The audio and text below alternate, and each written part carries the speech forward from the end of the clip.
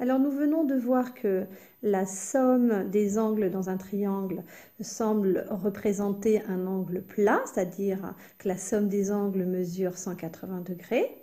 Nous allons maintenant le démontrer. Je vais tracer une droite parallèle à ce côté, passant par le sommet. Donc la droite parallèle va venir ici. J'ai donc ici deux droites parallèles qui sont coupées par une séquente. Et je sais que lorsque deux droites parallèles sont coupées par une séquente, les angles alternes internes sont de même mesure.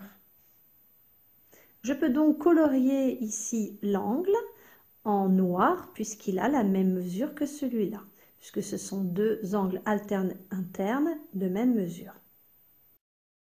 À présent, si j'observe cet angle-là, cet angle ici, avec celui-là en rouge de mon triangle, sont tous les deux des angles alternes internes puisqu'ils sont formés par deux droites coupées par une séquente. Mais comme en plus ces deux droites sont parallèles, les angles alternes internes sont de même mesure. Donc ici, cet angle-là, il est égal à quoi? Eh bien, il est égal à cet angle rouge. Je vais donc pouvoir le tracer en rouge, le colorier en rouge. Grâce aux propriétés des angles alternes internes de même mesure lorsqu'ils sont formés par des parallèles coupés par des séquentes, eh bien je vois que cet angle ici est de même mesure que l'angle A de mon triangle et l'angle rouge ici est de même mesure que l'angle rouge de mon triangle.